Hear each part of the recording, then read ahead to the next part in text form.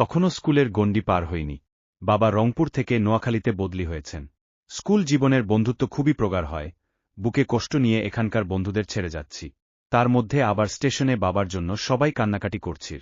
সৎ ও নিরপেক্ষ হিসেবে বাবার সুনাম ছিল, তাই সবার মনোকষ্ট, ফলে বন্ধু বিচ্ছেদ ও সবার কান্না দেখে মনটা খুবই খারাপ। যথারীতি যখন নোয়াখালীর সোনাপুরে পৌঁছালাম তখন অভ্যর্থনার জন্য লোক সমাবেশ, মালা দিয়ে বরণ বাবা মাকে। আমার মনটাকে বিশেষ ভালো করতে পারল না। সোনাপুরেই জেলার সব বড় অফিসারদের বাংলো, ডিসি, এসপি, জেলা জজ, সিভিল সার্জন, সবারই বাংলো, মাঝখানে শান বাঁধানো ঘাটের দিঘি। বাড়িগুলোর দেয়াল বেতের, মেঝে পাকা, ছাদ অ্যাসফারবেটের, সুন্দর চত্বর, বড় গেট। গেট দিয়ে যখন ঢুকলাম তখন ভিন্নধর্মী গৃহ প্যাটার্ন দেখে ভালোই লাগল। একটু রাত হয়েছিল। খাওয়া দাওয়া করতে করতে বেশ রাত হয়ে গেল। ঘুমোতে যাব এমন সময় মনে হলো ছাদের পাটাতনে কে যেন কাউকে কোড়ার চাবুক মারছে, আর অজানা সেই মহিলা আর্তচিৎকার করছে। চমকে উঠলাম। শুধু যদি আমি শুনতাম তবে হয়তো বলবার ছিল, ভুল শুনেছি। কিন্তু না, শুধু আমি নেই, বাড়িশুদ্ধ সবাই শুনেছে। আর সবাই ঘরের পাটাতনে একই শব্দ শুনতে পেয়েছে। 8 জন গার্ড বাইরে পাহারা দিচ্ছিল। বাবা ওদের জিজ্ঞেস করলেন ব্যাপারটা কি। তারা উত্তরে বলল যে, কে বা কারা এমনটি করছে তাদের জানা নেই। বাবা সাহসী দেখে 2 জন গার্ডকে ছাদের পাটাতনে উঠিয়ে দিলেন দেখবার জন্য। তারা বলল এর আগেও দেখেছে, কিছু চিহ্ন মাত্র পাওয়া যায়নি। এবারও উত্তরটা একই হল। ঘটনার এখানেই কিন্তু শেষ নয়। এরপর শুয়ে পড়ি যার যার বিছানায়, যার যার ঘরে। রাত তখন 2টোর কম হবে না। মনে হলো যেন ঘাড়ের কাছে কারো নিঃশ্বাস ওঠানামা করছে। গলায় যেন কার ঠান্ডা হাত অনুভব করলাম। আমার মেজ বোনটা চিরকালই ভীতু। সে ভয়ে উঠে এল আমার বিছানায়, নিজের ঘর ছেড়ে। বলল, আমি তোর সাথে ঘুমাব। আমি বুঝলাম সে কেন এ প্রস্তাব দিল। ওকে বুঝতে দিলাম না তা। বললাম বেশ থাকো তুমি। যত দোয়া দরুদ আমার জানা ছিল তা পড়ে বুকে ফু দিয়ে ঘুমিয়ে গেলাম। সকাল হল। নামাজ পড়ে দেখলাম মা উঠান পেরিয়ে রান্নাঘরের দিকে যাচ্ছেন। বাবুর্চি চাচা অনেক আগেই এসে গেছেন। ছোট আপা অর্থাৎ আমার মেজবোন অঘরে ঘুমাচ্ছে। মাকে কিছু বললাম না। এভাবে কিছুদিন কেটে গেল। একই ঘটনা বলা যায় প্রায় প্রতিদিনই ঘটতে লাগল। একদিন রাতে এমনটি ঘটবার সময় মনে হল, কে যেন ঠান্ডা হাত দিয়ে গলার চিকন হাড়টা খুলে নিল। রাতের বেলায় বিছানা ছেড়ে উঠে দেখার চেষ্টা করলাম না। তবে মনে মনে বুঝলাম বাংলোর বাইরে 8 জন গার্ড পাহারা দিচ্ছে, সুতরাং চোর ঢুকেছে একথা কোনোমতে বিশ্বাস করা যায় না। সকালে আজানের শব্দে ঘুম ভেঙে গেল। বিছানা থেকে পা নামাতেই মনে হলো কিসে যেন পা ঠেকল। নিচে চেয়ে দেখি কার্পেটের উপর আমাদের দুবোনের গলার চিকন হাড় দুটো পড়ে আছে। অল্প বয়স তার ওপর এমন অস্বাভাবিক ঘটনা। অস্বস্তি যে লাগেনি তখন, এমন কথা স্বীকার না করলে মিথ্যাই বলা হবে। তাই প্রথম থেকে শুরু করে সেদিন যা ঘটল, মাকে সবিস্তারে বললাম। ছোট আপা বললে হয়তো মা মনে করতেন তার মনের ভুল, ভীতু তো। আমি বলায় মা বললেন, দেখি কি করা যায়। এইভাবে কয়েক মাস কেটে গেল। এর মধ্যে কোনো কোনো ঘটনা বিক্ষিপ্তভাবে ঘটেছে। এর মধ্যে আমার বাবুর্চি চাচার সাথে বেশ ভাব হয়ে গেছে। বাবুর্চি চাচাকে আমি প্রতিরাতের ঘটনা বলি। উনি মাথা নেড়ে বলেন, হ্যাঁ বাবুয়া, এসবি সত্যি। এরকম ঘটনা সবই এখানে ঘটে। তখনও আমি বুঝিনি আরও একটা অদ্ভুত ঘটনা ঘটতে চলছে। তখন শীত এসে গেছে। নানি এসেছেন তার একমাত্র মেয়ে জামাইকে দেখতে। বাবার ছোটবেলায় তার মা মারা গিয়েছিল বলে নানিকে খুবই ভালোবাসতেন। সে যাই হোক, পরের দিন বাবা গেলেন ট্যুরে বেগমগঞ্জ। যদিও আমি সাধারণত বাবা কোথাও গেলে সঙ্গ ছাড়ি না, কিন্তু এবার যেহেতু নানি এসেছেন, সেহেতু গেলাম না। শীতের দিন হলেও সন্ধ্যা থেকে একটু টিপ টিপ বৃষ্টি আর বাতাস বইতে শুরু করল। নানি হঠাৎই অসুস্থ হয়ে পড়েছেন। বাবা বাসায় নেই, শীতের রাত, তখনও টেলিভিশন চালু হয়নি। সবাই যার যার ঘরে শুয়ে পড়েছে আর বোধহয় ঘুমিয়েও পড়েছে। আশ্চর্য ঘটনা হচ্ছে সেদিন ছোট আপা, মা, নানি সবাই অসুস্থ। আমি একটা রহস্য গল্পের বই নিয়ে পড়তে বসলাম। নামটা আজ মনে করতে পারছি না।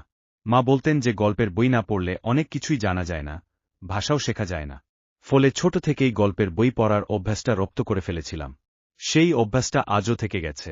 সজাগ থাকার জন্য বই পড়া শুরু করলাম। কান সজাগ। বেশ রাত তখন, মনে হচ্ছিল নানি যেন ডাকছেন। উঠে গেলাম তার কাছে। গিয়ে দেখি তিনি অঘরে ঘুমাচ্ছেন। ভাবলাম কানের ভুল। নানির ঘর থেকে ফিরে আসতে যাচ্ছি। এবার মনে হলো, মা ডাকছেন আমাকে। তাড়াতাড়ি গেলাম মার ঘরে। কিন্তু দেখি তিনিও ঘুমোচ্ছেন অঘরে। ভাবলাম, ভুল শুনেছি। আবারও ফিরে এসে বিছানায় বসতে যাব। মনে হলো ছোট আপা ডাকছেন। তড়িঘড়ি তার ঘরের দিকে দ্রুত পায়ে এগুলাম। বসা আর হল না। দেখি সেও ঘুমাচ্ছে। এই শীতরাতে আমার ঘাম ঝরতে লাগল। এ হতে পারে না। এতবার আমি কানে ভুল শুনলাম? তা কি করে হয়? এটা একটা অস্বাভাবিক ঘটনা। এ কথা মনে হতেই বুকের ভেতরটা কেমন শিরশির করে উঠল। মুরব্বিদের বলতে শুনেছি, এরকম অবস্থায় ভয় পেলেই ক্ষতি। ওই অবস্থায় মনে হল, যদি অস্বাভাবিক ঘটনা হোক না কেন, ভয় পেলে চলবে না। তবে মনে যাই বলি না কেন, এটা কেমন জানি এক অস্বস্তিকর অবস্থা। কিছুতেই কাটিয়ে উঠতে পারছি না এই আবেশটা। তখনও জানি না আমার জন্য আরও কি ভয়ঙ্কর ঘটনা অপেক্ষা করছিল। মার আঁচল ধরে ঘুরতে ঘুরতে মার মুখে মুখে শুনে আয়াতুল কুরসি মুখস্থ করে ফেলেছিলাম। মনে হল ভাগ্যিস শিখেছিলাম। এর গুণ আর মাহাত্ম্য এমন যে কোনো দুষ্টসুপ কিছু কাছে ভিড়তে পারবে না। দোয়াটা পরে বুকে ফু দিলাম। মনে সাহস বাড়ল। নিজের ঘরে গিয়ে মনে হল আমি খুবই ক্লান্ত, বসে থাকতে পারছি না। একটু টান টান হয়ে নিই, এই চিন্তা করে লেপের ভেতর ঢুকে গেলাম। বারবার উঠতে হতে পারে ভেবে মশারি টাঙাইনি। খানিক পরেই মনে হল কে যেন আমার পায়ের কাছে বসল। মনে হলেও উড়িয়ে দিলাম, সবাই অসুস্থ, বাইরে গার্ড, সব দরজা বন্ধ, কেমন করে কেই বা ঢুকবে বাড়ির ভেতরে। এ কথা বলে মনে মনে লেপ দিয়ে ঢাকা মুখ আর খুললাম না। তবে মনের ভেতর থেকে কিন্তু কিছুতেই এই চিন্তা সরাতে পারলাম না, কেউ নিশ্চয়ই বসে আছে পায়ের কাছটায়। এটাই বারবার মনে হতে লাগল। ঠিক তাই। লেপ থেকে মুখ একটু খুলে দেখি যে একজন মহিলা আমার দিকে চেয়ে চেয়ে হাসছে, মাথায় তার ঘোমটা, আমার পায়ের দিকে খাটে বসে তিনি। আমি দেখে মুখটা আবার ঢেকে ফেললাম। না না, ভয় পেলে চলবে না, ভয় পেলেই ক্ষতি। আমি ভয় পাব না, বারবার বলছি, আর আয়াতুল কুরসি সহ যত সূরা দোয়া জানা ছিল পড়েই যাচ্ছি। শেষে একবার সাহস নিয়ে মারলাম লাথি। কান্তু কিসে যে মারলাম অনুভব করতে পারলাম না। যতই আমি ভয় পেতে থাকি ততই বুকে সাহস আনবার চেষ্টা করি। দোয়াসুরা পড়ি। লেপ ফাঁক করে চুপ করে দেখতে পাই, আমার দিকে চেয়ে মিটমিট হাসছেই মহিলা। আমার ঘরের জানালা সেই ছোটবেলা থেকেই, কি শীত, কি গ্রীষ্ম, কি বর্ষা, অন্তত একটা হলেও খোলা থাকে। আমার এই ঘরের এই শীতেও একটা জানালা খোলা ছিল। জানালাটা দিয়ে একটা গন্ধরাজ ফুলগাছ দেখা যায়। ওটা লাগাই না এজন্য যে ফুলের সুবাস ওই জানালাটা দিয়ে ঘরে আসে। মাঝে মাঝেই লেপ একটু ফাঁক করে জানালাটা দিয়ে দেখবার চেষ্টা করছি, যদি গার্ডদের কোনো একজনকে দেখতে পাই। এইভাবে দীর্ঘ সময় কেটে গেল। অতিক্রান্ত দীর্ঘ সময়টা আমার জন্য ভয়ঙ্কর সময় বলে মনে হচ্ছিল। এমন সময় আজানের ধ্বনি শোনা গেল। আমি বিমু বিস্ময়ে চেয়ে থাকলাম ওই অশরীরী মহিলার যাবার পথে। আমাদের মতো মানুষের তো জানালার রড ভেদ করে কিছুতেই যাওয়া সম্ভব নয়। এমন ঘটনা মাকে না বললেই নয়। তাই নামাজ পড়ে মার ঘরে গেলাম। মাকে কিছু খাইয়ে ওষুধ খাওয়ালাম। তারপর ধীরে ধীরে ঘটনাটা খুলে বললাম। মা চুপ করে শুনে গেলেন, কিছু বললেন না। একটু বেলা হলে মা আরদালিকে জিজ্ঞেস করলেন, তার কোনো কামেল ফকিরের কথা জানা আছে নাকি? ডাকলে আসবেন কি না? সে জানাল একজনকে সে চেনে, টাকা পয়সা কিছুই নেয় না। মাঝে মাঝে উনি তার বাচ্চাদের তেল পড়া, পানি পড়া দেন, তাবিজও দেন, কিন্তু একটা পয়সাও নেন না। সবারই উপকার হয়। তারা খুশি মনে কিছু দিতে চাইলেও উনি কিছুই নেন না। বলেন, আমি আল্লাহর হুকুমেই আল্লাহর বান্দার সেবা করি, আমি যে কিছুই নিতে পারব না। এমনকি যার চিকিৎসা করেন তার বাড়িতে কিছু খানো না। মা বললেন তার এমনই লোকই চাই। ওনাকে খবর দেওয়া হল। মা তাকে কষ্ট দেওয়ার জন্য মাফ চাইলেন এবং পুরো ঘটনাটাই ধীরে ধীরে বললেন তাকে। উনি ঘটনা শুনতে শুনতে আমার কপালের দিকে দেখতে লাগলেন। পরে ঘটনাটা যেখানে ঘটেছে সেই ঘরটা দেখতে চাইলেন। আমি তাকে নিয়ে গেলাম আমার ঘরে। উনি জানালাটার কাছে দাঁড়িয়ে গন্ধরাজ গাছটাকে খুব গভীরভাবে দেখতে লাগলেন। তারপর কিছু আমল করে গাছের দিকে ও জানালাটায় ফু দিলেন।